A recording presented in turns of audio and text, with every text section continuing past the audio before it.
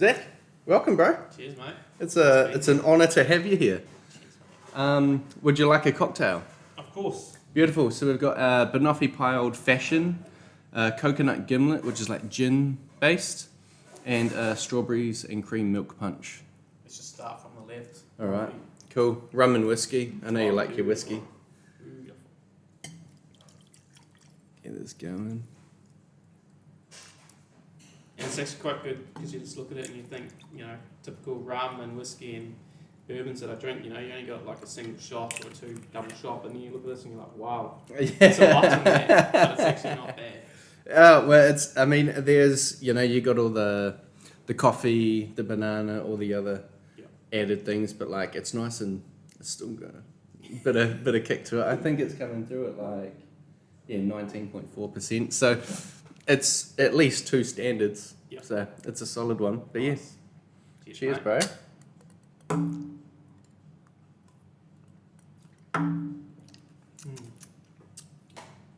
Lots of flavour, but good.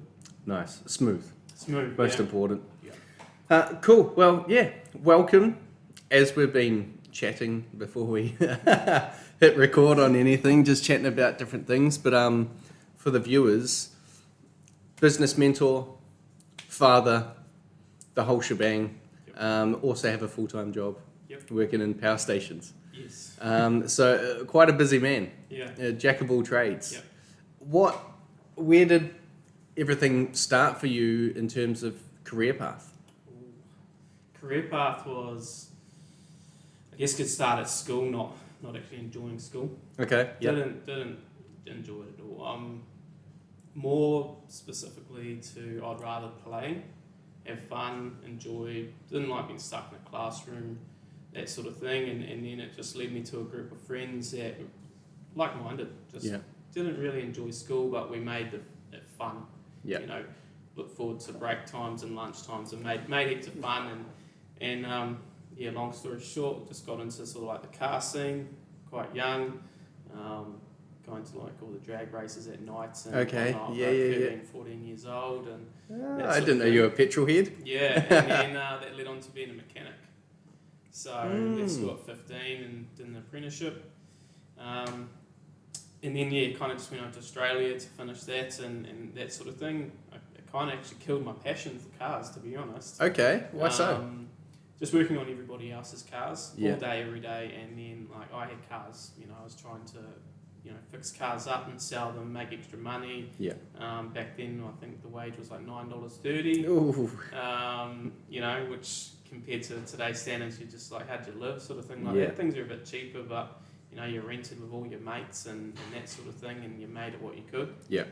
And so that's really killed my passion, because working on people's cars all day long and then trying to work on my own, and then it's just like never ending and going out to the petrol scenes at night and enjoying it, and then having to fix it and that sort of stuff. I think that's a common trait. Every time you take it out, you got to go home and fix it. Yeah, exactly. And I think depending on where you come from and within New Zealand and probably Australia too, there's quite a scene over there. It kind of is popular in some areas in the country versus others. Anyway, so that was the first career. Got over that and just went looking for something else and just went into like the structural engineering in Brisbane, and then coming back to New Zealand for like my father's 40th and my wife now's 21st. Yep. And I thought things had changed here, so I was like, sweet, it's a good time to come back. It's a good break, getting her out of the environment I was in, and lots of growth, happened overseas just from being by myself. And discovering yourself a bit.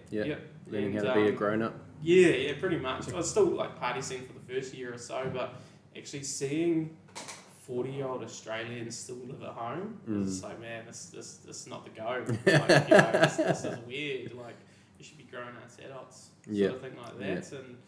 And so I grew up quite a bit in that sort of environment, and then come back and what I noticed, I come back for a holiday. Father's 50th, my wife now is 21st, and really is because I was on holiday mode. It hadn't actually changed. So when I moved back, I was like, oh, it's actually still the same thing. Yeah. But yeah, so I went searching for another job, that sort of thing, and got into the mechanical engineering, which I could swap over my papers. Ended up being living away for like, I think it was like 320 days a year. Jesus. Yeah. So within New Zealand? Within New Zealand, yeah. So yeah, my partner was only seeing me 30-something days a year sort of thing. Yeah. And she was working and I was working, and we tried to connect in between, but it wasn't really working. Yeah, it's more of a conjugal visit relationship. Yes. yeah, pretty much. And then it obviously wasn't working, so I had to go find a closer job to home and try to make the relationship work. And that's where I got into the pylon industry, like being the maintenance on all the pylons along the country.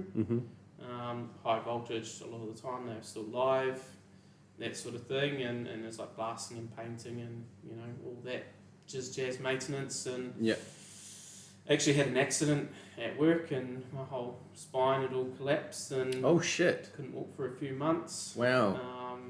Physio for 2 years, and then I had the choice of never working again or sorting myself out. Yeah. And just like my personality was I'm not going to stop. I've got big dreams. I'm not going to not work.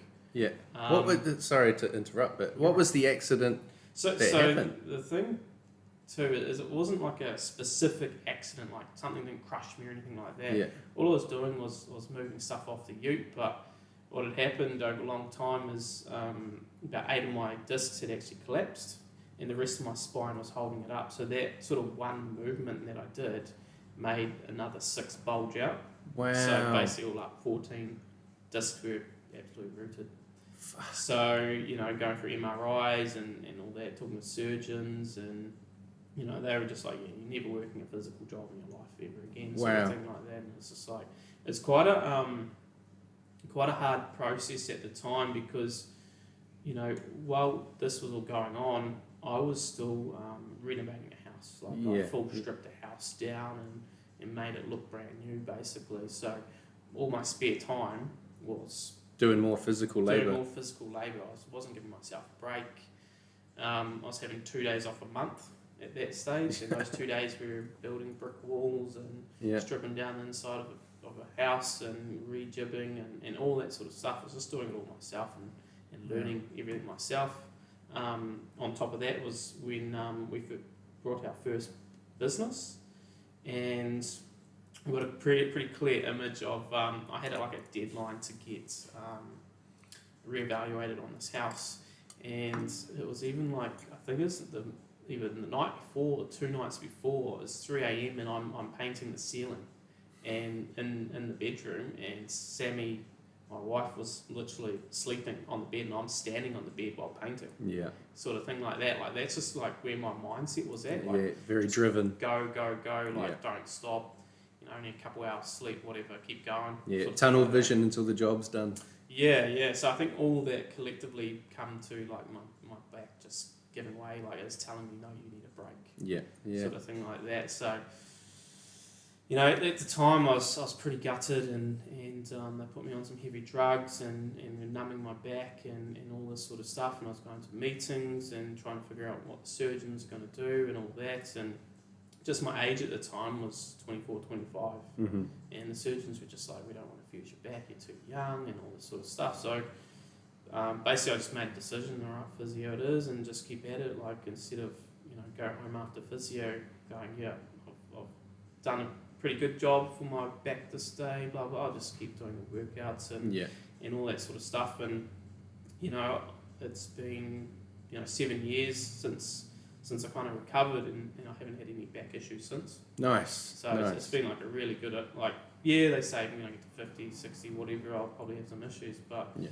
the moment, just try to stay fit and not let it come back, basically. Yeah, so has that, nowadays you have a pretty, you enjoy getting exercise and working out the back and keeping it moving to keep that sort of maintenance up there? So. Yeah, I should be doing more, like weights and stuff like Yeah. that. But I sort of go farm life sort of does the workout for itself. Like Yeah. I'm, cutting up wood and chainsawing and Yeah, moving logs and all that sort of stuff. yeah, old school gym. Old school gym that I'm pretty like normal sized, but 90 kgs, and some people go 90 kgs. Well, like it's like it's kind of all muscle. Yeah. And it's quite a funny story, that one. But anyway, yeah. So I keep myself fit that way instead. Yeah.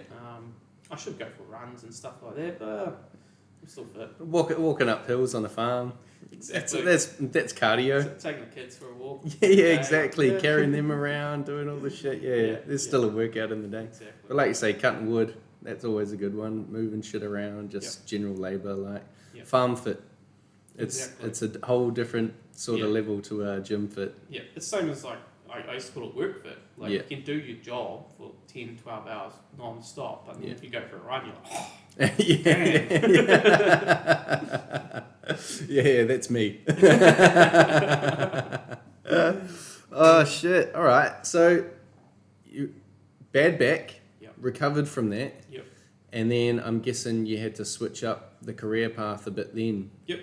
So at that stage, I went and educated myself basically, and it's called the NChem Level 3. At the time, it's more pointed towards oil and gas because that's where where the country's at, sort of thing at that time. So that was my mindset. Like, right, let's get into operations. Let's run a rig. Let's get out to the platforms. That sort of thing. Throughout that process, it's quite an interview sort of process. There's only 10 people got into the course, and I kind of questioned one of the judges. And I sort of said, hey, like, you're in the electrical, industry. What are you doing here being a judge? And they sort of said, hey, well, actually, we are in the NChem, branch of everything.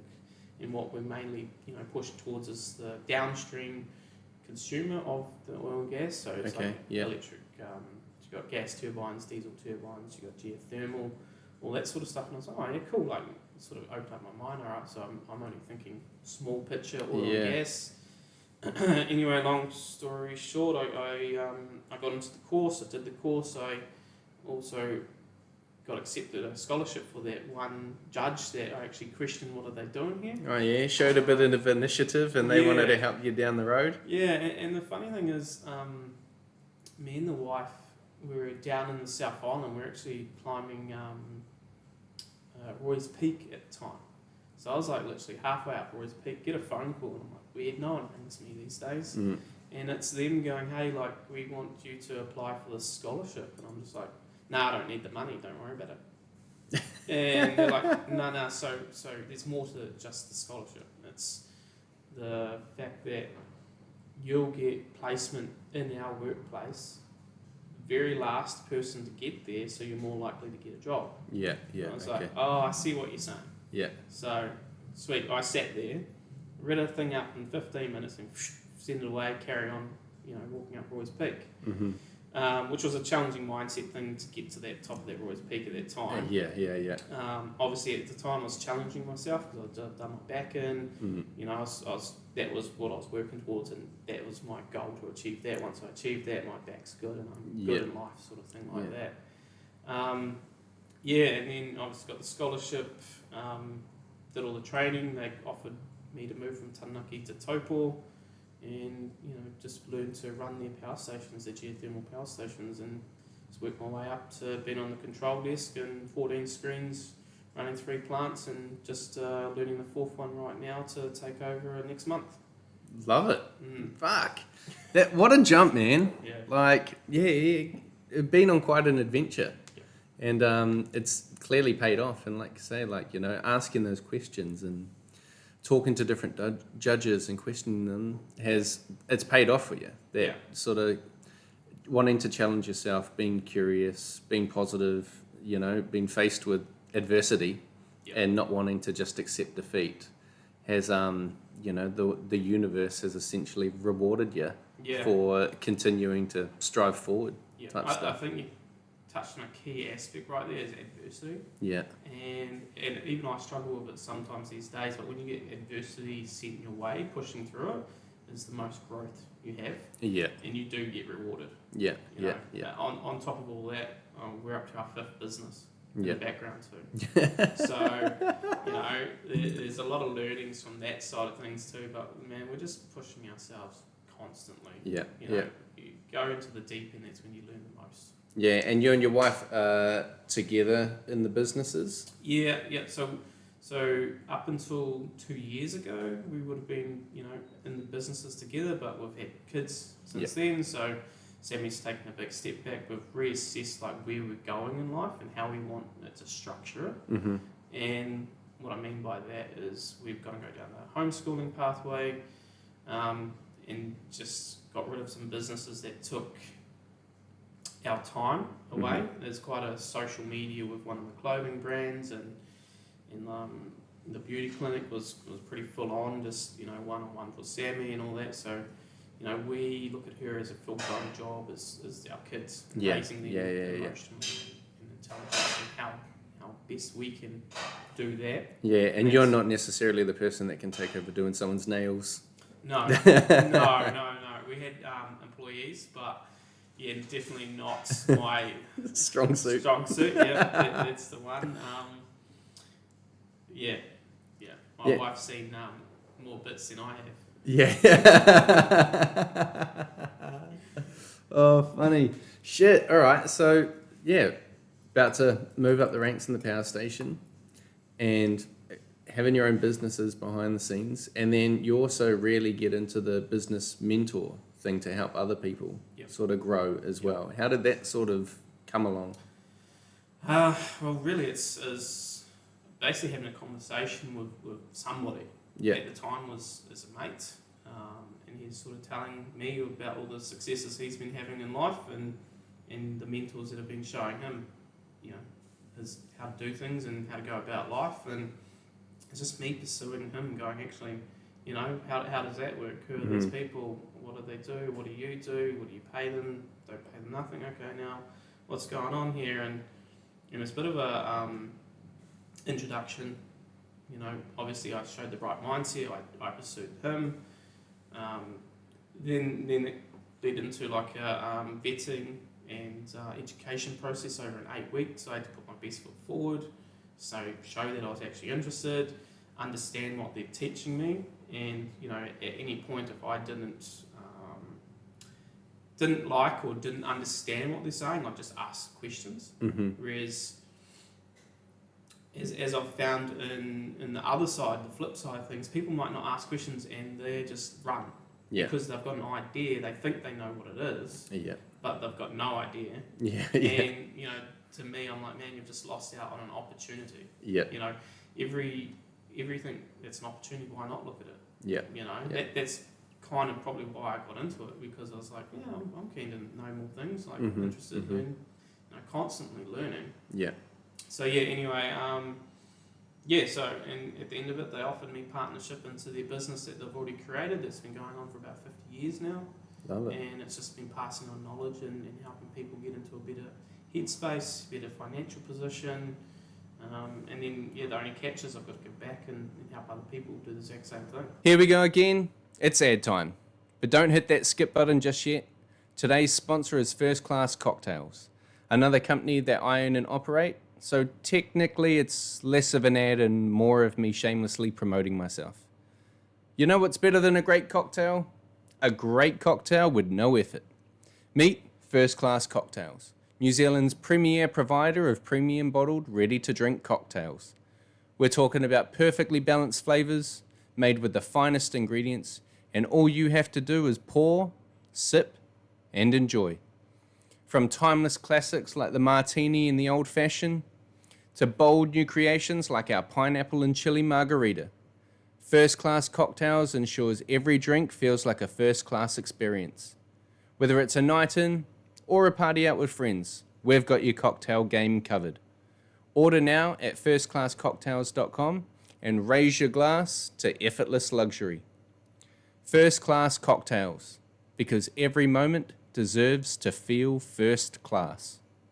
Yeah. So when you were first starting out on that journey, what were sort of like, is there one or two key things that you learnt from that changed the outcomes that you've ended up with, or did it really just enhance what you were already thinking and driving towards? So I kind of had a kind of mindset of getting retired early, freedom, all that sort of stuff. But I guess at the time, I only thought property could do it. Yeah. Whereas I find that's quite a common misconception in New Zealand. Okay. Because of our prices go up and jump so quickly. It is a good money maker, but like, you know, somebody that I've known done like 380 transactions of houses in 10 years and owns tens of millions of dollars of property. It's like, you know, this isn't actually the way. Yeah. And him being one of the mentors going, okay, so if you've got all this success in property and you're saying this isn't the right way, What is the way? what is the way? Yeah. And then you get taught a different way, and it's sort of like it's the definition of passive income. Okay. Whereas generally the passive income these days is, you know, you still got to put a couple hours in every day and all that sort of stuff. And, you know, a couple of law changes, it goes your whole income gone, you know. Or, you know, some social media company might fall down so there's no more payments coming out, and now you've got to go back to getting a job. Whereas, like, understanding that this is something that can pay you for the rest of your life, and you do a little bit of work on the front end and continues on. That, you know, is real passive income. And I guess going back to your question, like, my ideas and thoughts beforehand versus after is like simple stuff like liabilities. Well, your house is a liability until it starts paying you. Yeah. Not many people's properties pay them No. ever. Yeah. And in the banking industry, still looks at it as an asset versus a liability. Yeah.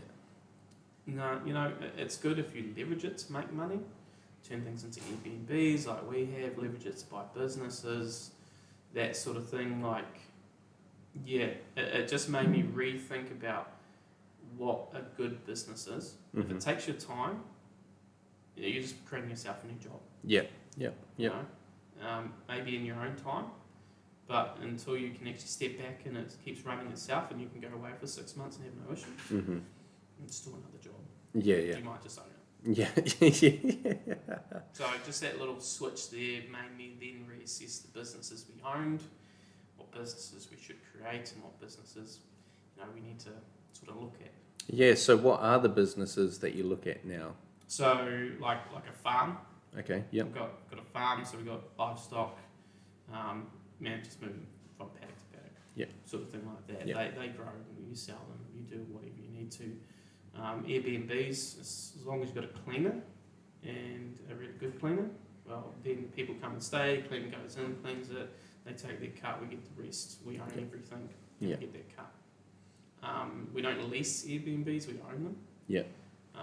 Just because there is a few bits and pieces in the law where you've got to fully sign a contract and be able to sublease and all that sort of stuff. But when you got the land and, you know, the building actually is an expense, you can write that off and use it against taxes and all that sort of stuff. Yeah. And then just growing that mentorship business. So those are the three we're working on at the moment. Whereas we had the beauty clinic and we had the clothing brand, and you know, beauty clinic was one-on-one without Sammy managing it. It sort of crumbles. The clothing brand, you've got to keep the name out there. You've got to keep it in the social media. You know, constant inventory. You know, communications, doing deals, doing partner deals, and all that sort of stuff. People keeping returns. The stores stocked up. Yeah. Okay. You know, that sort of thing. So you constantly, you know, Sammy was out there restocking down in Taranaki and doing other deals in other shops and that sort of thing, while also trying to keep a social media presence and, you know, our push towards having a family, young family, and growing them mentally, we had to get away from that social media. Yeah. So that was a massive sort of switch, and you learn those things. Yeah. Like, until you're actually in it, you don't learn it. Yeah. And then you're like, man, what did I do? Yeah. Ain't that the truth? Yeah. We've been down that path with a couple of things. Yeah, but man, like, some people don't accept that they failed. Yeah, yeah. Like those two businesses, they weren't failures, but they were just like, okay, we were over at it. You know, we weren't thinking correctly.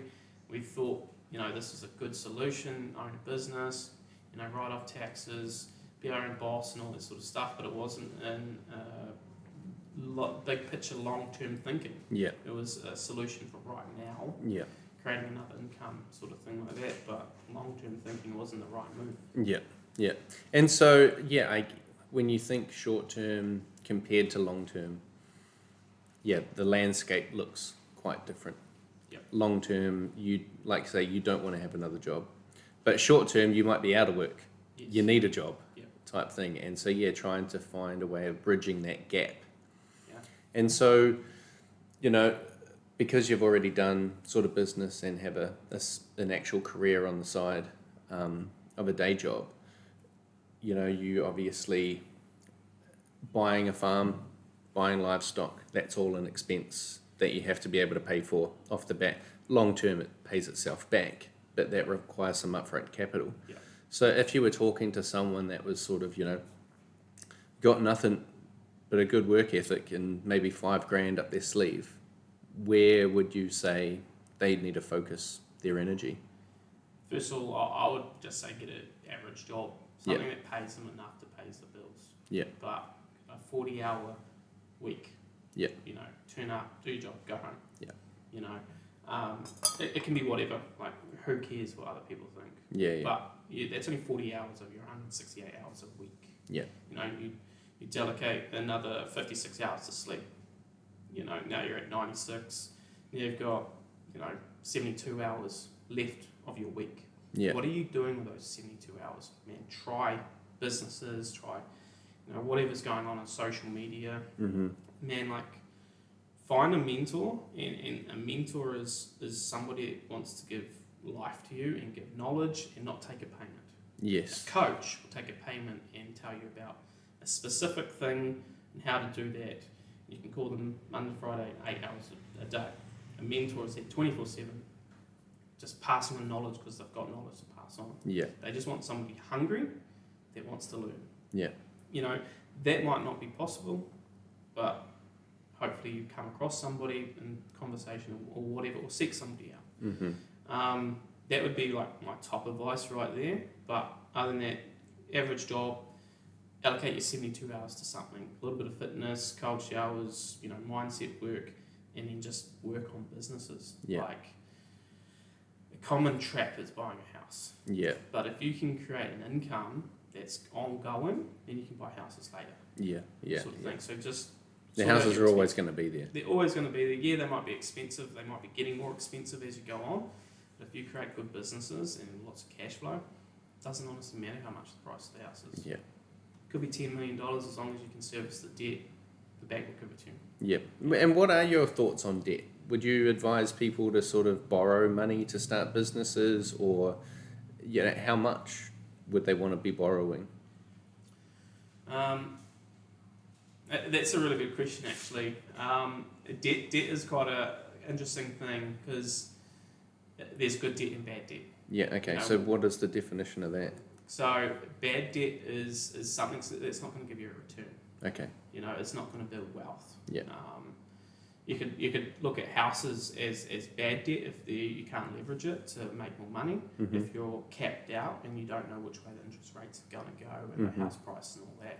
Like, a lot of people got caught out after COVID with, you know, the banks having low interest rates.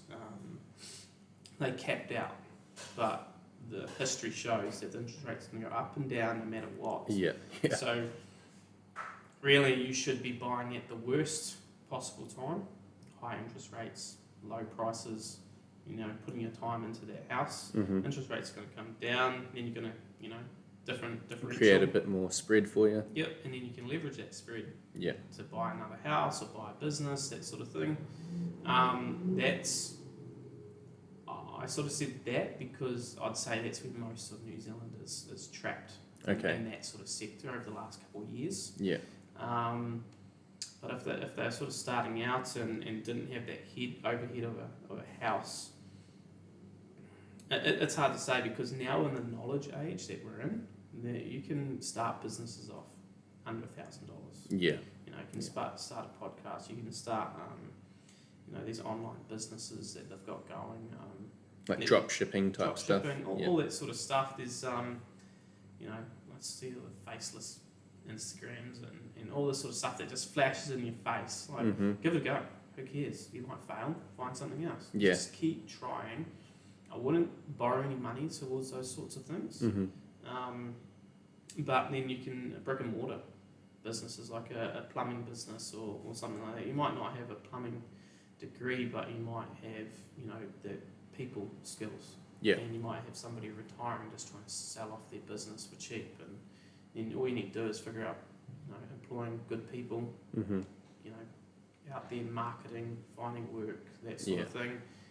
We're in a bit of a upturn in New Zealand, in my opinion. So we've got a lot of people trying to make money again instead of being in that scared sort of recession mindset. Yeah. And that sort of mindset's doing a flip right now, and you'll see the hungry people out there first. Yeah. So they're looking for plumbers and builders and stuff like that, and these sort of businesses feel like it's a downturn still. But I was talking to an electrician a couple of days ago, and I said, I need this power done for this new site, blah, blah, blah. And he said, man, you're probably one of the only ones I've heard from that's done a lot of work with us recently that is still doing the projects and stuff like that. Like, if you can do them. I'm like, yeah, I know. That's why I'm doing them. Like, thanks, but yeah, I know. Normally in the past, I'd have to book them out a month in advance. He goes, man, you get that site already, we'll come out on the days, give us 2 days notice, sort of thing. Yeah, wow. Sort of thing, which is quite a big sort of change. Yeah. And this was a company that was March, April last year, so 24, when everybody was at the lowest, they were still a couple of weeks in advance of work. Yeah. So they were probably the better one through the whole recession. Yeah. And now they're at that point right now. So maybe it just took a little bit longer in Taupo to do it, because it's getting built up pretty much. Yeah, there's a lot of developments going on at the moment, and it's branching out. Taupo's getting bigger. Yep. Which is, my brain just straight away went, right, so you need to buy the land on the outskirts, so it's going to keep going bigger. Yeah. And the council will change all the permitting and everything like that. Yeah. And you get in before that happens, and you make big bucks. Yeah. So, and that's another good point, just seeing into the future type thing. Where are people developing right now? How much further out is that going to extend? Yeah. What properties, if you're looking at property, are just within those areas that are not really the nicest things at the moment that you can get for cheaper? And then, like you say, the councils will change, laws will change, rates will change, everything will change, permitting. 100%. Marp Road at the moment, where my parents are, when they moved out there, rain catchment water, you need your own septic tanks, everything like this. Now they're putting in a big town supply pipeline. And they've been out there like 15 years. And now it's all been developed. And that is going to, change the values of all the houses in there, because now you don't need all this extracurricular stuff when you build a new house and all that sort of stuff. So that's a very, very good point and way to think about it. I like that. Yeah.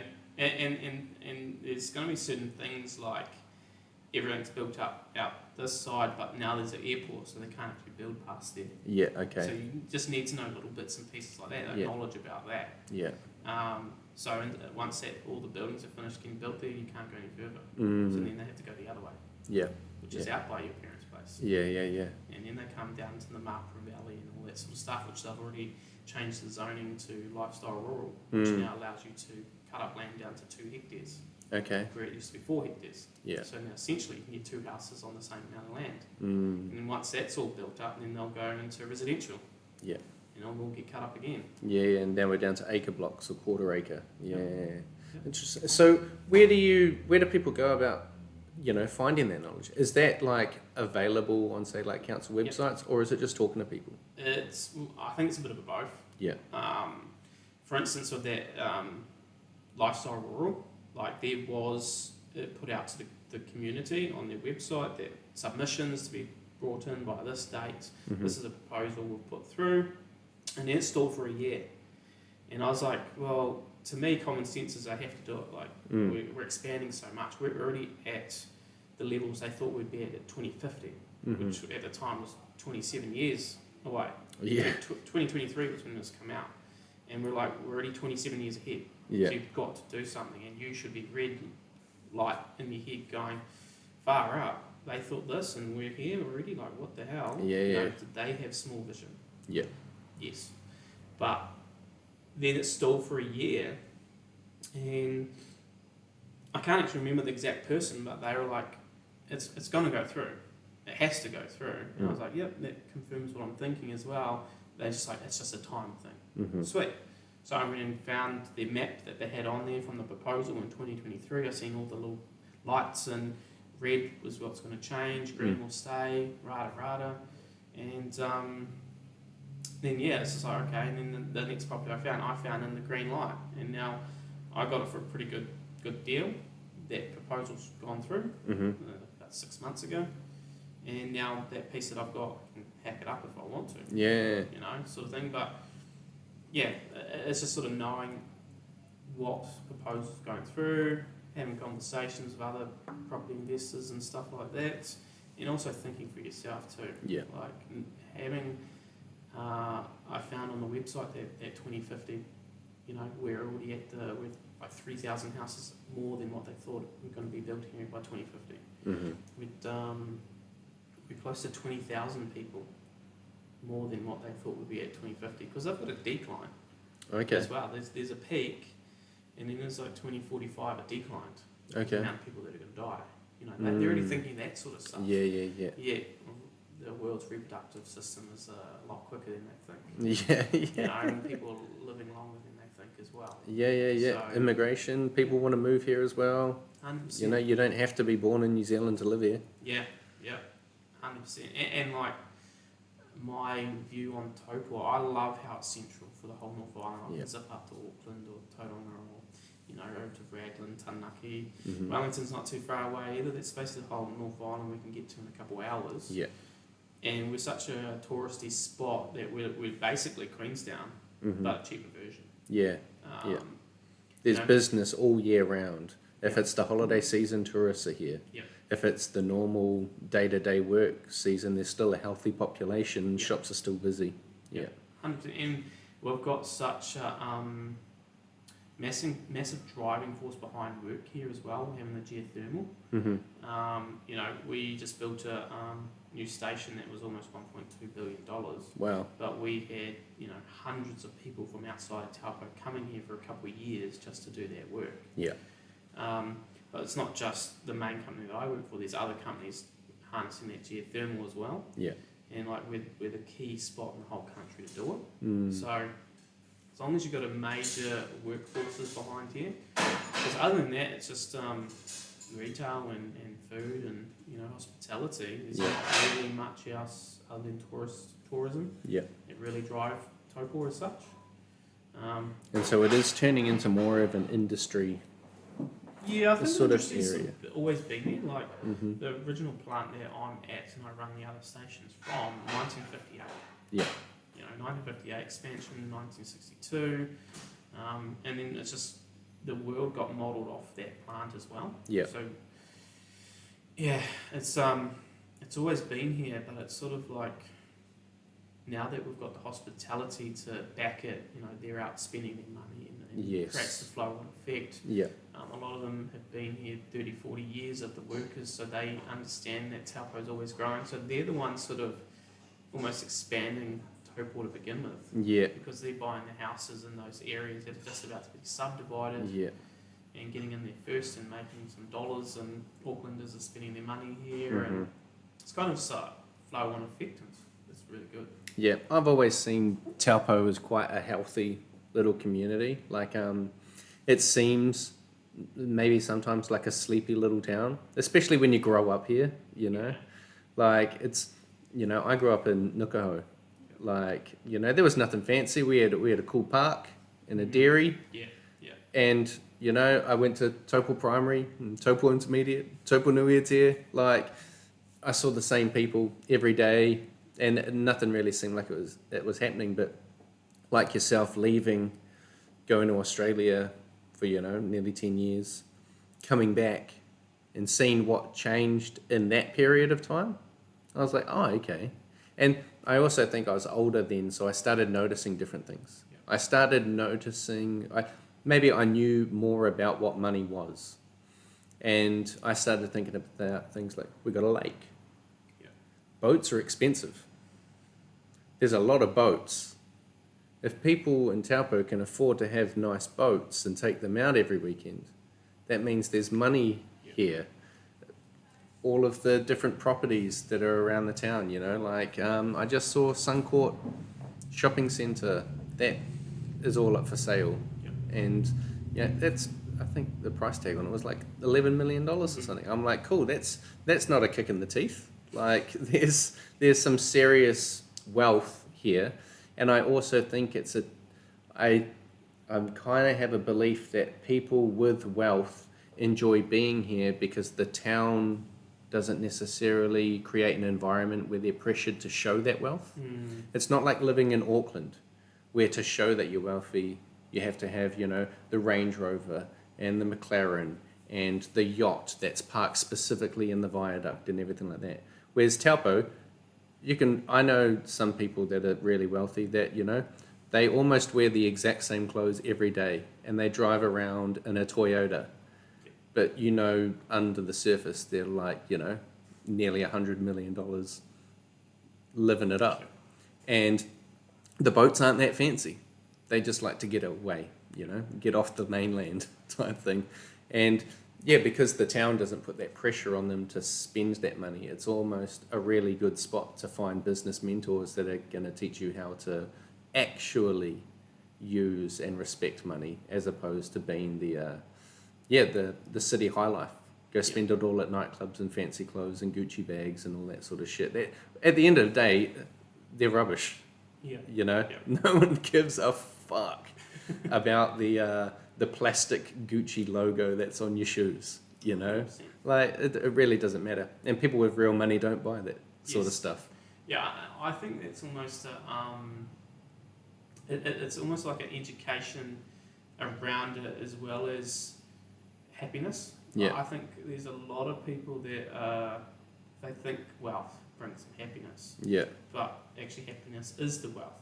And you've got to be happy within yourself before anything else. Yeah, like money just magnifies the person that you are type thing. Yes. Yeah. Yes. It's also like an energy you put out to the world. Like you happy, you're putting happiness out to the world, good things come back to you. Yeah. People see you karma. smile, they can't help but smile. Yeah. Sort of thing. And around that as well is you find a lot of very wealthy people, and like you said, same clothes, but just, they don't need to show that they're wealthy. Yeah. Because they're happy with themselves. Yeah. Who are they trying to impress? They don't need to. They don't need to. Yeah. Exactly. So I think there's a big difference between different wealth knowledge. Yeah. And the ones still showing it, and they might be in debt up to their eyeballs. And nobody knows it, but they're like, I want what he's got. Yeah. Because he's got the car, the boat, the house, all that sort of stuff, but they don't actually know, what's going on the inside. Yeah. And it just reminded me, my wife was like, to me, she did it a couple of times until she clicked on it. My answer's going to always be the same. Yeah. And she just basically said, oh, look at that person driving that car, I wonder what they do. I said, well, how do you know that the bank doesn't own that? And she's like, oh yeah, true. Same thing. Man, I wonder what that person does with that house or car. And it just took a few times, did the exact same thing. How do you know how much they own that? It might be all the bank. It might be in debt and they're stressing out every day. You don't know what people's situations are. But I think that's, and then my wife stopped sort of looking at new cars and all that sort of stuff. It was almost like a subconscious education for herself just to hear me say stuff like that. Yeah. But yeah, it's we all learn and educate in different ways. I'm generally the hard way. Yeah. I fail. Yeah, you got to make mistakes to learn a lesson. Mistakes, yeah. And I think it's probably a good thing I wasn't good at school. Yeah. Because they indoctrinate that failing's bad. Yes. And, you know, me failing, I'm like, sweet, like, give it another go, just give it another go, keep going. Like, consistent, persistent, just fail if I have to. Yeah. Brace yourselves. It's sponsorship time. I know ads can feel like the Broccoli podcast, but today we're talking about the Bar Society, a company I own and operate. So think of it as supporting my broccoli farm. This goes out to all cocktail lovers and hospitality pros. Are you ready to elevate your drinking experience? Introducing the Bar Society, New Zealand's leading clear ice supplier. Whether you're stirring down a classic old-fashioned or crafting the perfect gin and tonic, there's no substitute for crystal clear ice. Not only does our ice look stunning, but it also melts slower, keeping your drinks colder and your flavors perfectly balanced. From home bartenders to high-end establishments, the Bar Society's here to bring your beverages to the next level. Order today and see why we're trusted by the best bars and restaurants in New Zealand. Visit thebarsociety.co.nz and let us transform your drinks. The Bar Society. Elevate your drinking experience. That's why I get there. Yep. Sort of thing. I can relate to you on that. I was more like that when I was growing up. I was the dumb kid in class, so I was the class clown instead. And I learned best through failure. I got to fuck something up to figure out how it breaks before I can figure out how to fix it, you know? Like, and I never really was able to put it into words or think about it clearly until maybe like a couple of years ago, and until I really started my own business and started doing my own thing. But it was just that, like, I think as highly as intelligence is valued within schooling systems and just in social groups, it's almost like a curse. People that get told they're smart and get told, you know, they are naturally intelligent and intellectual and things like this, they then, and I can't speak for everyone obviously, but it almost appears like they don't have to try very hard. And because they don't try very hard, they never try anything that difficult because they're scared of failing. Because if they do fail at something, because they've been told they're so smart their whole life, it's a real ego stab. Whereas, like, for someone that considers himself, you know, half retard, failing's like breakfast, you know, like, oh, I'm going to fuck that up. Sweet. Oh, well, put my boots on. Like, have you ever watched the TV show Meat Eater? No. Steve Rinella, he's a hunter dude. Okay. Great show. But he's also a real talented writer. And there's a quote in one of the episodes that he's on a hunt and it's not going very well. He can't find an animal. He's running out of days and he's got to go home. And he says that it doesn't matter if you have the mind of a pessimist as long as they're coupled with the boots of an optimist and you just keep fucking walking. Yeah. And that, like, lives rent-free in my mind, that, like, shit happens. But as long as you just keep moving forward and slap a smile on, you're going to get somewhere eventually. Like, even your fail, you know, if you were trying to make toast and you failed at making toast, maybe you learn how to make porridge because you learned you're not very good at making toast. It doesn't mean you get really good at making toast. It can steer you in different directions, just like your back. Yeah. You know, you get hurt and you can't go the direction you wanted to go, so it steers you somewhere else and you excel at that. And so without failure, you'll never, ever really succeed. Yeah. And it's counterintuitive for a lot of people. And being smart is almost a bit of a curse. You want to have a bit of dumb in you. Yeah. Have you ever read the book Think Like a Monk by Jay Shetty? No, but I've listened to On Purpose with Jay Shetty, but I haven't read his book. No. Okay. When you were just saying all that, one thing that's coming to my mind and is in the first 50 pages of the book, and it talked about an old guy in a village. And every time something good or bad would happen, someone would say, "Oh, sorry to hear that." He's like, "Good, bad, who knows?" Something good would happen, and they're like, "Oh, you're so lucky. Good, bad, who knows?" Yeah. And at the very end of it is like his son broke his leg or something, couldn't walk for, you know, whatever, however long, And they were like, oh, we're so sorry, but he's like, oh, good, bad, who knows? Next week the draft goes for World War II and he couldn't go because he's broken leg. Good, bad, who knows? Yeah. It's just that that something happens, good or bad, Doesn't matter. doesn't matter. Like you're still here, you're still alive, still move on. Yeah. Something good might come of it, something bad might come of it. You just got to keep moving forward. Like don't let it hold you back.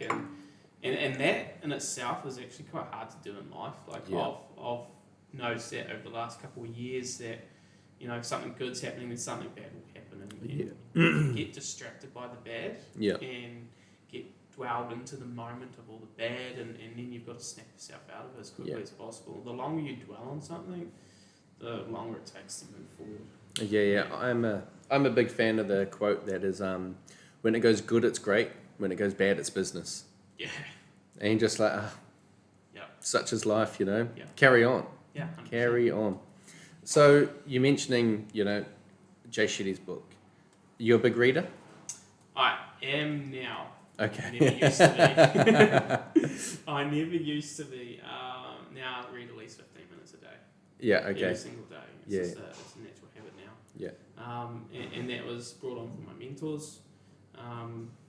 And it's a self-development, self-checking, like just learning something every day, keeping your mind constructive, keeping your mind moving forward.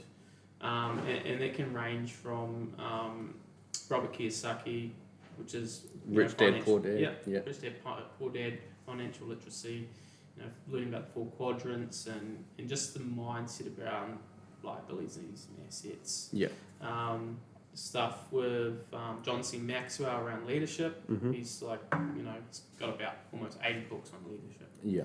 He's the guru of leadership now because he's got so many books and he does, you know, interviews and all that sort of stuff, presents to hundreds of thousands of people every year. Jay Shetty, books similar to that, just to get the mindset right, thinking about, you know, how you think about life and how you go about life and so there's books on every part of you know, your life, how life kind of should be looked at, it's just that education process. But you feel as though you have learnt a lot from all the reading that you've done. Yeah, heaps.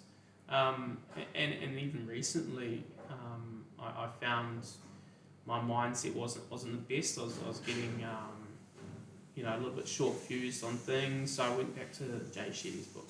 I read that 3 years ago, but I remember being a core mindset shift when I read the book. So I went back to it, reading it again. So I'm like, something's, you know, not clicking properly. So let's go back to something I know changed my mindset. And every time I read a book for the second time, I pick up on new things. Yeah. There's something I missed the first time because my mindset was different at the time versus right now. Yeah. So, and I find that with podcasts as well. Listen to something, you got some good takeaways out of it, you listen to it again, you find other things that you're like, man, I didn't hear that last time. Yeah, yeah. You know, so it's always good to go back and re-listen to things. Yeah. And like you go back to the reading, you know, I didn't like schools, I didn't like education, I didn't like reading. And a funny story was, you know, when I first met my mentor, he said, read this book, and it's Robert Kiyosaki, Rich Dad, Poor Dad. And I was so stoked reading that book. I was like, man, I learned so much from it. And my wife was like, oh, you know, what book did you read? And I said, oh, Rich Dad, Poor Dad, Robert Kiyosaki. And she's like, I told you to read that 4 years ago. I was like, oh, did you? And she was quite annoyed, but at the time I just wasn't ready to read books. Yeah. You know, in that mindset of I don't need to read books, and I don't need to educate myself. Yeah. School never did anything for me. You know, maybe it didn't do anything for me, but the right education could have done something for me. Yeah, and like you say, you know, you have to be in a particular time or phase of your life, a season of life, where that information is going to be welcomed more by the brain. Like, you know, if you are not having kids for the next 4 years and someone starts teaching you how to change a nappy. Yeah, it's a good point, actually. Yeah, you're exactly right. Yeah, your brain's it doesn't need to know it. And so it turns it off. It's like, oh, this is nonsense. Yep. But when you have your first child, you're like, oh, okay, cool. Now I'm in the season that I'm ready to learn about this shit, you know? Like, do I microwave bottles or do I heat them in boiling water? Yeah. All of that sort of shit that you haven't had to think about because you're just worried about wiping your own ass. 100%, man. Yeah. 100%. Yeah. So it's funny how the seasons of life change. I remember my dad always had Rich Dad, Poor Dad on his bedside table. And growing up, I mean, I didn't really have any idea what the book was about. And nor did I see any massive drastic changes that happened in our life. Like I know, like my parents sold the business that they had for like 20 years and they moved into more career fields that they had more interest in than what they were doing and things like this. And so I definitely think there's an element that helped it. But I saw it and I didn't really see any changes. So it was never a book that I thought, oh, I've got to read that because I've seen it happen firsthand. But then as I've gotten older and learned and more people recommend it, I was like, all right, I might flip through a couple of pages of that, you know, and it just, your mind does get opened up for the season of life that you're in and 100%. what you need to know. Do you feel like, you know, you just sort of touched on a bit of the story of your parents. Do you feel like things that your parents did and do impacted what you did as a young adult? Yeah, for sure. You know, if my dad ever listens to this, I'm sorry. But, you know, I always heard a lot of stories about how when he grew up, he was a bit of a party boy. You know, DJ'd, male model, you know, like he did all the shit that kind of people want to do. And had a lot of fun, got on the piss a lot, you know, partied heaps. And so I kind of, you know, maybe being an ego-driven youngster myself, thought that was cool. And so I think I replicated those behaviors. So when I got to like 18 and older, I partied. And I partied hard. And I chatted to as many girls as I could and had as much fun as I could. Like, that was my mindset. And in a way, it's, kind of maybe looking up to my dad, wanting to be like my dad, but not 100% understanding what exactly I was being told when I was younger. And then I also think sometimes you just have to do that shit. You have to get a bit out of your system, you know. You got to run wild to figure out, you got to break things to figure out how to fix them, you know. And so I went and broke myself to learn how to fix myself.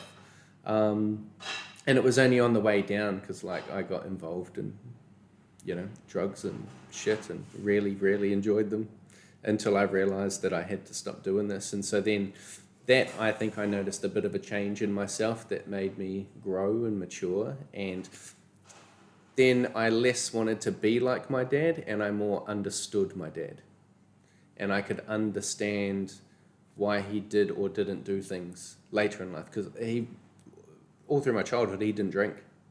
Interesting. Yeah, wow. he didn't drink for like 16 years. Wow. Now he'll have like a rum on a weekend.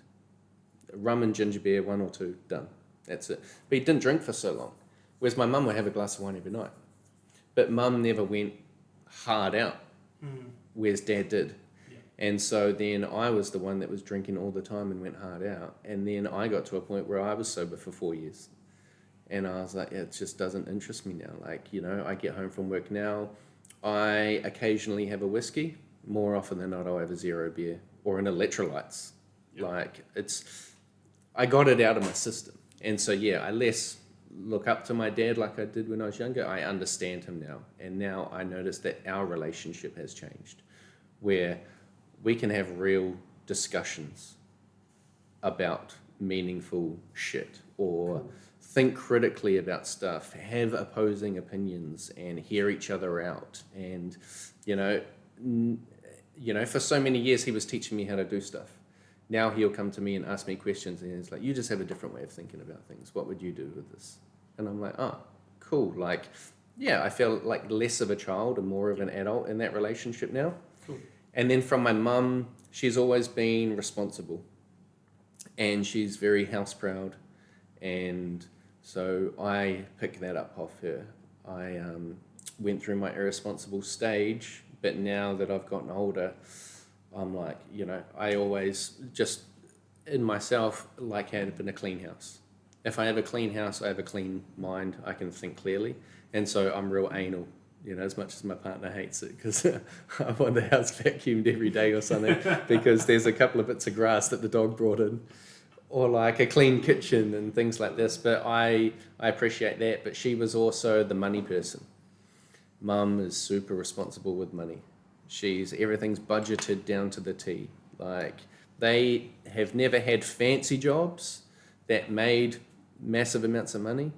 Even when they had their own business, it wasn't like raking it in. Like, we were very, very, very lower middle class. Like, growing up, there was 6 of us in a 3-bedroom house, like, it was nothing out the gate. We would all pile into one car, and our holidays were going to stay in a caravan for 2 weeks in the Coromandel. It wasn't holidays to bloody America or anything like that. And so I've seen them do so much to a point with so little, that I've learnt from my mum that being responsible with money is worthwhile. Yeah. And then I look at where they are now. They're not even retired yet. My dad's in his 50s, my mum's creeping up to 60, but nothing fancy. But they have a beautiful big house. They have an investment property. They have their weekends free to do whatever they want. They're both super into sport. They love running. So like, my mum's at the gym every day after work and runs every weekend morning with a group of like 5 friends. And then they go out and they have breakfast. And she goes and spends time with like my nephews and my other siblings. And when we bring our son down, she loves hanging out with him. And she has all of this free time available to spend with the people that mean the most to her, being her family and friends, and doesn't have to stress about anything, because we call her the money doctor. She was such a money doctor while we grew up. Like, we joke about how we were all fed on $1 a day. And like, that was the budget. Mum wouldn't go over that, because that money went towards the mortgage, so the house was paid off sooner. And they had a completely paid off house before they even thought about buying an investment property. Like, there was no, when we talked about leverage before, they were not on the extreme end of leverage. They were very under leveraged and wanted to own whatever they owned. Yeah. And never brought nice cars. Never had designer handbags. Never, I think what my mum spends her money on is running shoes. Like, it's nothing out the gate. No. And so I've learnt a lot from that growing up. Like, mum's definitely like more of a rock that has stabilised the way that I look at life and money and how a household runs, whether you're single or with a family. That, there's somewhat of a structure. And you keep your 4 walls, you make sure the lights are on, there's food for someone to eat, there's a warm place to sleep, and things like that. And you got transport. That's pretty much it. As long as you got those things, life is pretty fine. Yeah. And you don't need to expect anything great. And that's so I would say that's how they've positioned my mindset going forward. Oh, sorry to interrupt. No, you're good. I was just thinking like how sort of amazing that is, that obviously your dad's the gossip about your dad impacted your young late teens, young adulthood, and you went and did that sort of thing. But once you got out of that phase, you automatically still had your mother's responsibleness. Yeah, responsibleness. Yeah, that's a good way to look at it. But I guess why I asked the question in the first place is because kids are automatically, subconsciously taking in their parents. Yes. Yeah. There is certain, quite honestly, in New Zealand, there is the bad path, the bad families, and then people, and my wife's kind of, she sees it as like, you are your own person. It doesn't matter what your parents do. She's come from that sort of background, and she's excelled in life because she's seen what not to do and gone the other way. But it's not that easy. You've got to be a certain particular person to know what's right from wrong and go the opposite way. Yeah. But it's really amazing hearing your story because I was like, yeah, party animal, yeah, wicked, sort of thing. Like, yeah, I'm not surprised, hearing the gossip about your dad. I was sort of similar in ways of partying and stuff like that, and just hearing about what it was like in the 70s and 80s and house parties and all that sort of stuff. So I fully can relate to you there. But it's I was quite blown back at how much of your mother you subconsciously took and went straight there after you got out of that phase. Like, commendable, man. Yeah, thank you. Well, I think my dad worked a lot when we were growing up, and so mum ran the house. Yep. We spent the most time with mum. Like when I'd wake up in the morning, dad was already out of the house at work. When I went to bed a lot of nights, dad was still at work, and so we'd only really see him on weekends. Yep. But I think there's being a young boy, you want to replicate dad, yep. but mum kind of teaches you the rules of the world, yep. type thing. But one thing that both of my parents established in me, a saying in our family was, if you whinged about anything, have a cup of concrete. Concrete pill. Yeah. My family was very much a get the fuck over it family. Yeah. We laugh about this story now, but it was miserable at the time. At the little house we grew up at, in the backyard, there was a rock garden that had little succulents in it. And autumn, trees drop leaves end up in the rocks. One year, it was a miserable day. It was raining, it was cold, middle of winter. Dad made us all chuck on a rain jacket, mama and dad included, all of us kids, rain jacket, and we had to go wash all the stones. We had to pick all the leaves out of the garden, we had to wash all the stones, and no shit, this went on for 6 to 7 hours that we were out there in the miserable cold, soaking wet. Fuck, I think we were all crying at some sort of stage. And mum, she finished up a little earlier, went in, started cooking dinner, so we had a warm meal to eat when we came in. But we sat out there with dad, and he cleaned the rocks with us. It wasn't that he was punishing us or anything, but he cleaned the rocks with us, and hated that at the time. And now we look back, he'll make a comment about what he sees me doing in the business that I have now, the Bar Society, at just the work ethic and always getting in there. Doesn't matter, ironically enough, in a freezer. It's fucking cold and wet, And he goes, I think cleaning the rocks is one of the things that helped establish this work ethic, that no matter how miserable or hard the job is, you get the job done. Mm-hmm. You'd never finish something halfway through and give up on it, no matter how bad it is. Even if you decide you're never going to do that job again, you at least finish it when you do it. And so we joke about cleaning the rocks now as probably one of the most, one of the best childhood experiences we've ever had. Cleaning the rocks, and nothing fun, yep. But just going through that struggle. All of my siblings now, we all work hard.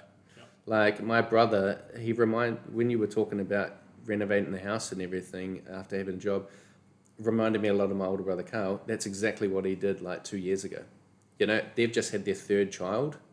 They had a little 2-bedroom house. He's now expanded it into a 4-bedroom, 2-bathroom, did a whole, almost doubled the size of the house. Did it all himself. Cool. So he's a builder during the day. He came from hospitality like me. He was a chef by trade. But he got out of the kitchen because he wanted to spend time with his children when they had their first son. And they brought a house. They wanted to renovate it because they had more kids coming, and he did the whole thing himself. So he would work his whole day, and then he would go home at night and he'd be tiling a bathroom. He would be up on the roof, setting joists, running electrical leads, doing whatever he could from the minute he opens his eyes to the minute he shuts his eyes. And, I'm the same in terms of the business. I'll get up at 4 o'clock in the morning if it means I've got to pack a van and go do deliveries or something. And, we might be short on something. I'll go back. Everyone else will go home. I'll carry on cutting. And I see, my sister, she works in childhood education. she'll work her full-time week, and if I'm working late and my partner Amanda's got other appointments on and we need childcare, Ayla will come around. She'll help someone out. Like cleaning the rocks made us all appreciate hard work and getting the job done and just grind it. And so yeah, I owe a lot of where I am now to my parents, and I kind of see parents are like managers in a business. You're only a really good manager if your staff succeed you. Yep. You know, Yep. if I train someone, I'm training them so that one day they're going to be better than me. I may have struggled for 10 years to get my knowledge. I'm going to give it to them in 2, so they've got 8 years to exceed where I am. Mm-hmm. And that, I think, is what parents, that's what they're meant to do. They're meant to give you all of those life experiences and those hard lessons and then set you free. And because of that, I think our parents have made us all very, very self-sufficient, self-reliable. Like, very rarely do we ever call mum and dad asking for help. You know, if we're in the vicinity, yeah, we'll yell out, do you want to give me a hand lifting this? Yeah, happy days. But when it comes to life, you know, I had a car broken into, tried to be stolen from out the front of our house a couple of weeks back. Didn't need to call anyone. Sorted it out. Insurance is on the job. Police coming around, do forensics. Cool, this, that, and the other. Right, need to move it from where it is to somewhere safe. Cool, call tow truck, get it done. There was no, mum, dad, what do I do? We just know because our parents just set us up for life. You know, you're in the wild now. It's on you. We're not going to be around. Make your mistakes. They expected us to make mistakes. And they expected us to sort our shit out. Yeah. And then when we come home and they tell us that they're proud of us and things like that, which is great, you know. So I'm very grateful for the family dynamic that we had growing up. And like you say, you know, you have a bad family dynamic, you have to be a particular type of person to steer the opposite direction. And it's hard to know that sometimes. I see friends that grow up with maybe a negative family dynamic and they just didn't figure out that there was a different way.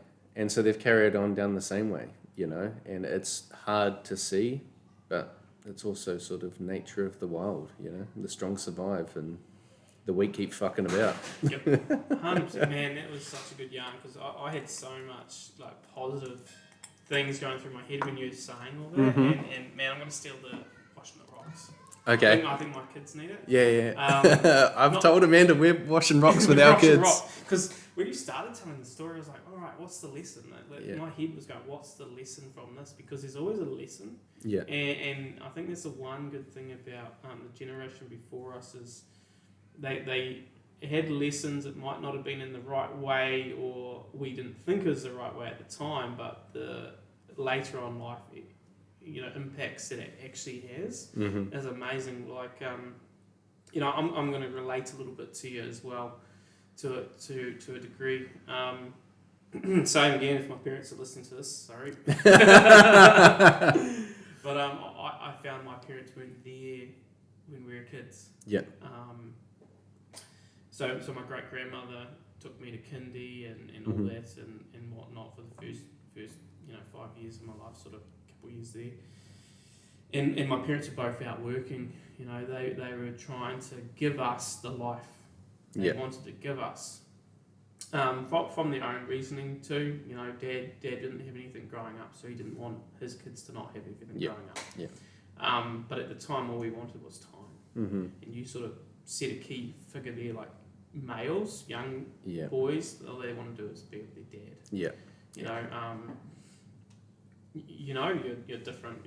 You know, if we go down the whole pathway of male female, like you know instantly you're not a female, you're a male. Yeah.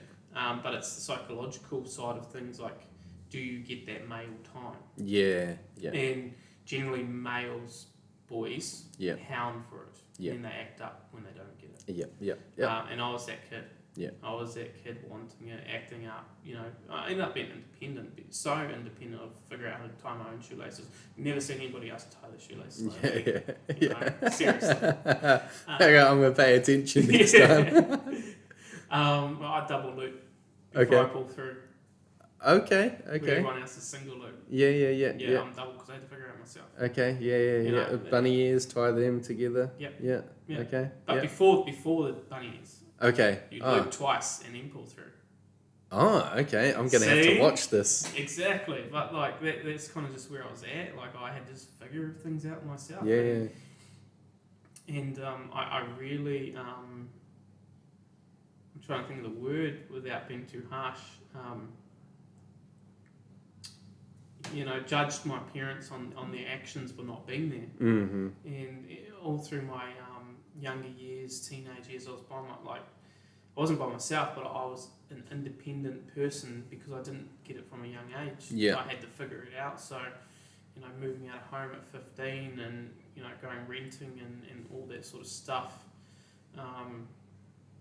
I think it wasn't until I was an adult, now with kids, and my daughter's only 2.5 years old, that I now understand my parents, wanting to give their life. Mm-hmm.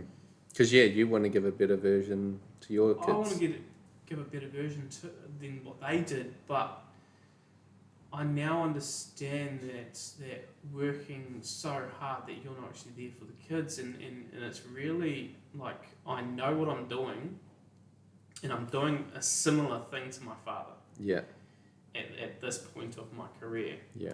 But I want to retire by the time I'm 35.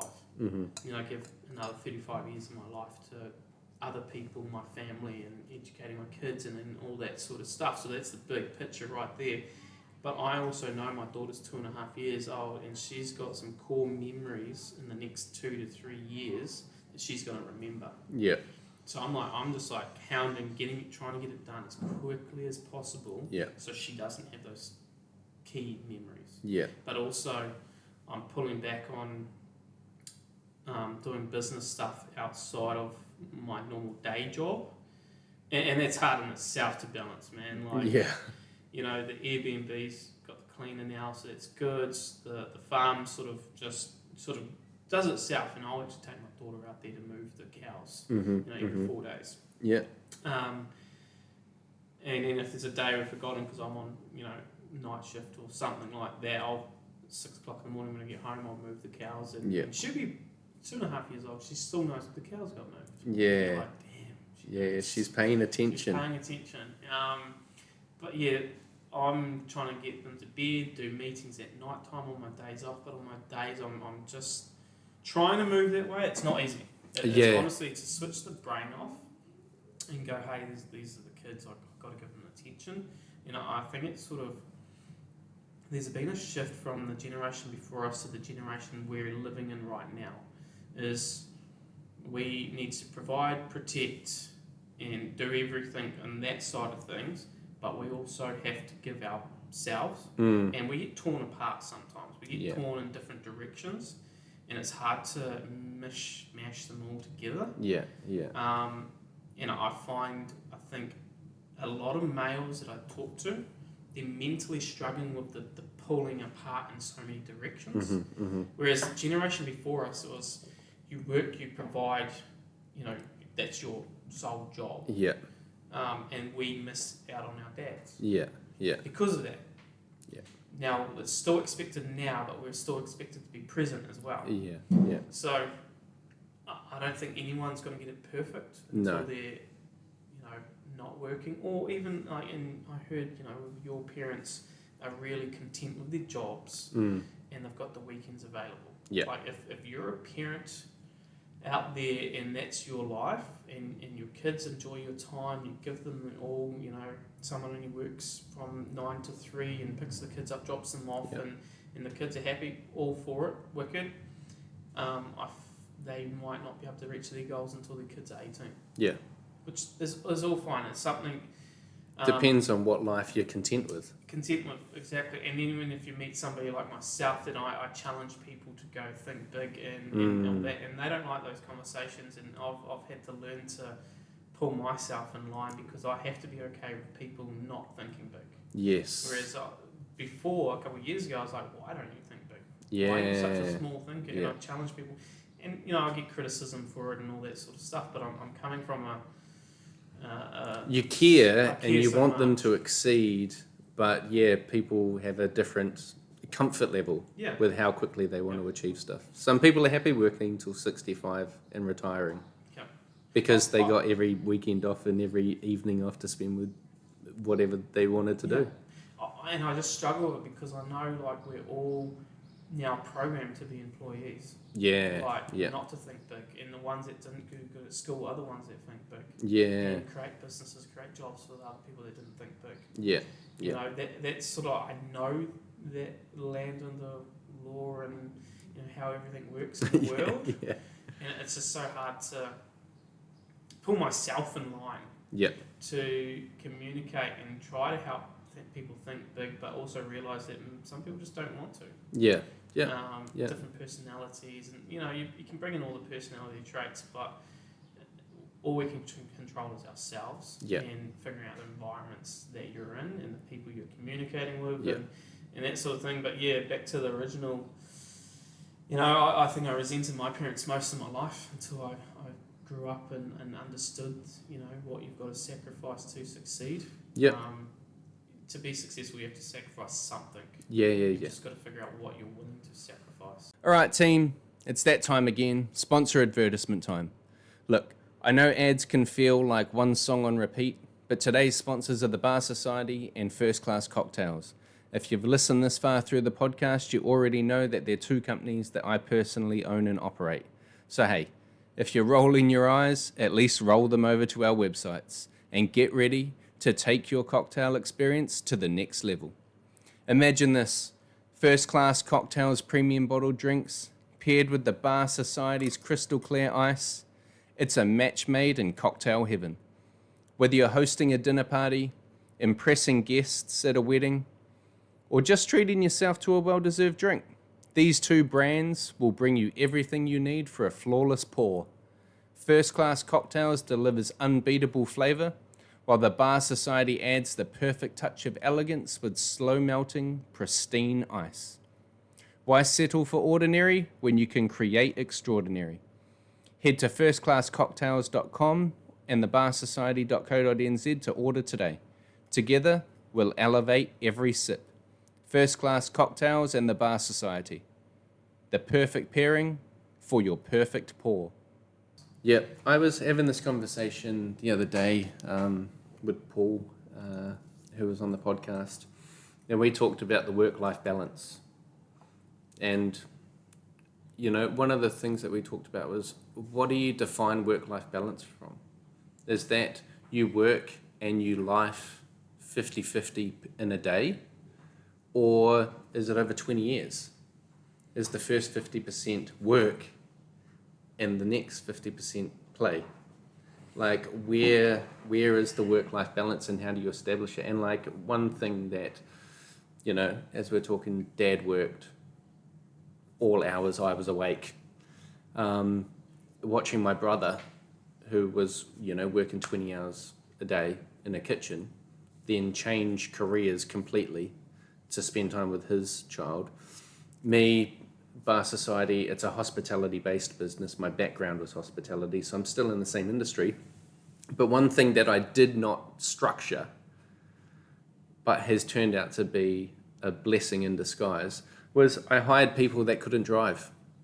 They didn't have cars or licenses. So at 6 o'clock, when they finish work Monday to Friday, I'm dropping them home. I'm picking them up in the morning and I'm dropping them home. And that has established such a foundation of the hours that I'm allowed to work. And so at 6 o'clock every day, I know I'm finishing work. Yeah. Whether 9 times out of 10, I'm more than happy to kick it for another 2 hours and be like, I'll just get that done. I'll just get that done. If I get this done, I don't have to do it tomorrow and I'm already here, so fuck it. And, these are going to cause dishes, so there's also going to be rubbish and I want to take the rubbish down, so I'll make sure I get all the rubbish before I take it down type thing. Whereas now, 6 o'clock, bro, I have to go home. I've got no choice, because if I don't go home, none of my staff are going home. And that dropping them off, I'm only dropping them off a kilometre from where I live. Yeah. I go home, and that has established, I do get that afternoon with the family, I'm there to help with bath time if needed, or rock someone to sleep, or have dinner with the family, all of those things. And so, a blessing in disguise. I thought it was a pain in the ass and an absolute liability to have to drive people around, but it's turned out to be one of the best things for helping me structure some sort of work-life balance. And now that they are actually learning how to drive and getting their own cars, I'm kind of like, fuck, I wish I needed to drive them around more. Put it in their salary. Yeah. You're dropping it. That goes back to that what we talked about before, that good or bad, don't know. Yeah. At the time, you're bad. Yeah. Damn, that's bad. Yeah. Fuck's sakes. Yeah. That's exactly what would have went through your head. Yeah. And you What a can only drainer. You can only blame yourself because you hired them. Yeah. But now, it's good. Yeah. Because exactly what you just said, man. You can now stop, the mindset stops, you stop and you go and have some time with the family. Man. Yeah. It's wicked. Yeah, for sure.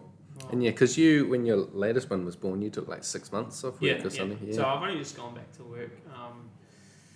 Start of Feb, so I had the 6 months off from when he was born. And man, I had so many, I'm going to get this done, I'm going to get that done, I'm going to build this business, blah, blah, blah. And the amount of time I committed to the family and just made everything else harder. Yeah. Because I was more family. Mm-hmm. Having two really young ones is actually a lot harder than I expected. And it does take both parents. And well, the thing too is Sammy would have adjusted if I wasn't there. She would have had to. Yeah. What else can you do? Yeah.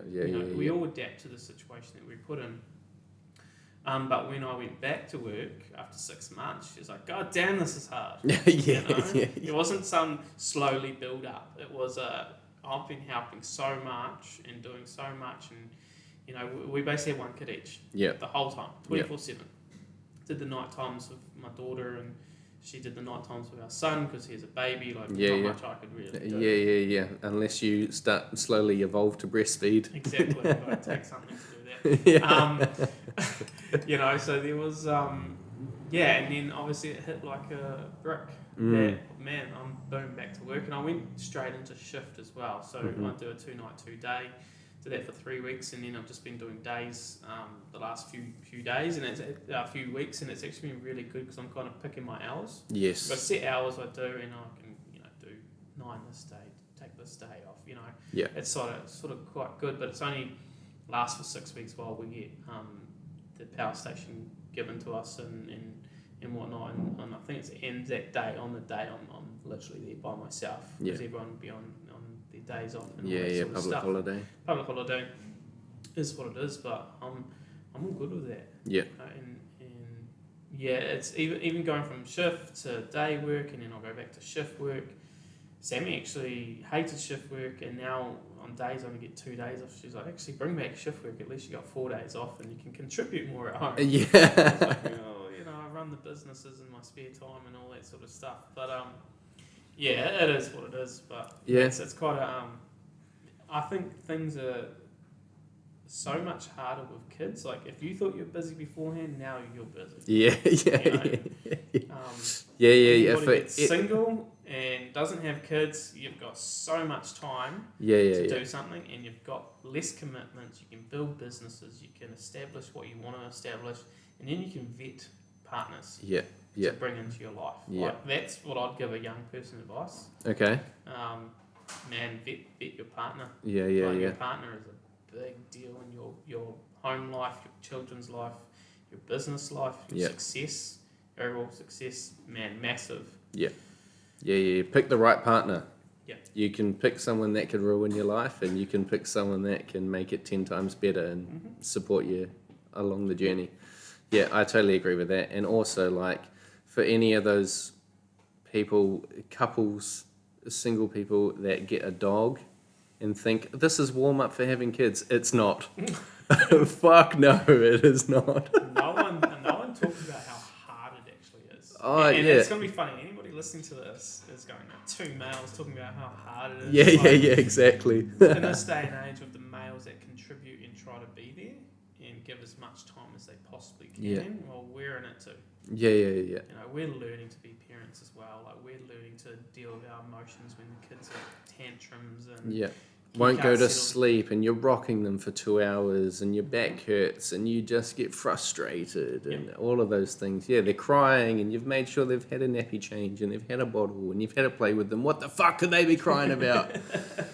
You go through the list, and it doesn't work. Now you're like, now what? Yeah, exactly. And then when your partner's going through the hard times, you've also got to deal with them and help calm them down and like, all right, let's chillax. And mums can get very protective and scared. I know there was a bit of a storm in Hamilton a couple of weeks back, and I was down here doing the markets, and Amanda called me and she was like, I just need you to like talk me off the ledge because it says there's a rainstorm and there might be flooding, and I'm just deciding whether I need to put everyone in the car or not. And then you just go through that, all right, let's calm down, let's quickly Google, let's do this, okay, let's make sense of all this information, sit tight. The roof's going to stay on, it's fine, hold tight. And yeah, you manage your partner more. When you don't have kids, you don't have to manage your partner more. Because it's when our emotional intelligence comes in. For sure. Our generation isn't the best for emotional intelligence. No. Like, I think ours is the worst emotional intelligence generation. But that's where we need to instill and go back to the basics of a male. Like, no, this will be okay. Like, you've just got to have that dominant and give an answer, direct answer, solution orientated, rada, and they've got to have that trust to believe what you're saying is going to be real. Yeah. Man, one thing, man, Rick, that is so awesome that Amanda actually rang you and said like what she said. No, I'm not too sure what to do. Yeah. Cool. Let's have a conversation about it. But like, I was just when I heard that, I was like, good on her. She did for the sure. phone call. Yeah. And she might have been freaking out on the phone. You might have downplayed what just happened. Yeah. But at least she made the phone call instead of Texas freaking out. And was just like, man, I'm so busy. Like, you'll be sweet. All good. Okay, have a 5-minute conversation. Let's, show your emotional intelligence. Let's have a conversation about it. Let's Google stuff. Let's see how bad it really is. You're in a all good place where you're living. So you should be fine. You're not in a valley. There's not all this rain. You're not on the beach. There's not waters. We live next to a river, which I think is what panicked her. Yeah. But there's a 10-meter bank. Yeah, 10 meters down before you get to the water. We're not. 60 mil of rain it's not gonna break the bank just yet. Yeah. So I was like, look, it might develop later on, but in fairness, the most dangerous thing you could do right now is drive. Because roads are going to flood shitload faster than that fucking river is. 100%. And we had a good conversation, and that was one. And thinking back on my younger days, I don't know if I would have been mature enough to be so rational in my dealing with the situation. I would have probably said something along the lines of, "You're crazy, calm down." There's something along those lines that is just blunt, whereas. I think that's also the difference in, like we're talking about, picking partners. You pick someone that you care about. Yeah. You're more invested in helping them and making sure that they're calm, as opposed to telling them what to do, type sort of situation, or wanting to be the masculine man or whatever. Masculinity isn't saying, "Calm down, I'm in charge." Masculinity is being like, "All right, cool. What are your concerns?" All right, cool. These are what can we change? Cool. We'll try and change those. What can't we change? All right, cool. We will put those off to the side for a minute. And working through it. I mean, it's problem solving, and the older you get, the more mature you get, and the more you read. Clearly, the more you learn. And the more you learn, the better you become. Life experiences, man. I think they're the key learners. Yeah. No, you can read books, but are you applying what you're reading? Are you practicing them day to day? Like, if you're reading a book about communication, are you going out there having a conversation with somebody you don't know and fumbling it and going, "Oh, that didn't work. Let's switch it up a little bit." Yeah. Funny enough, just before here, I picked up some baby gates. Sammy had brought some baby gates on in Marketplace. Yeah. And I just went to pick it up. Got all my timing. I was about 5 minutes late because of the roadworks. And when he went to pick up the baby gates, I could see he's all stiff, and I was like, "Oh, you got a sore back there, mate." Yeah. Thinking, relate. Yeah. And he goes, "Oh yeah, I just got it fused." Oh. And I was like, "Oof, it's a bit rough, mate? Like, how you going? How you been? Like, it's been a month." He's in that unsure what's going on, sort of pattern what he can and can't do, rada. And then I started to relate with my back and all that stuff, and I said, I was lucky not to get fused because the surgeons were like put off because of my age and all that. And he's just like killed the conversation. All good, mate. Have a good day. Do you know what I did wrong? I told him my good outcome. Yeah. He doesn't want to hear that. Yeah, He's miserable. He wants to be, victim mentality, all that sort of stuff. I feel sorry for me, but like it's he's in that phase, and I. He's in the depressed phase, and when you talk about how you came out of it all right, it kind of looks like bragging. Yes. Yeah. Exactly. Yeah. And I just walked away like, okay, guts for him. We could have had a really good conversation. I would have been another 5 minutes late here. And I could have given him some bit of advice on like, stretches and all that sort of stuff that I went through and how I come out of it. But it was, and I could have worded it better. Yeah. And on the flip side, you could have been one of the people that were just taking in his experience. Yeah. And he kind of probably wants to just talk about how fucking miserable he is. Yep. And get it off his chest. And 100%. And like you say, you go away from that conversation and you think about it in different ways it could have gone, and that will adjust the next time you maybe run into him. Yeah, exactly, man. Yeah. Exactly. It's just part of learning. It's part of the experience. Part of going about life. Man, learn to reconnect with better people in the future. Yeah, 100%. Easy as that. And that comes down to the fundamentals of business. Like, you've got to connect with certain people and help them and paint a picture and how, get them involved in that picture and get them excited about something. And I totally agree. Interesting. Yeah, easy. All right. Well, I think we've been chatting for a while now. I don't even know how long we've been chatting. It's probably an hour and a half, 2 hours or something. Yeah. But always a pleasure, bro.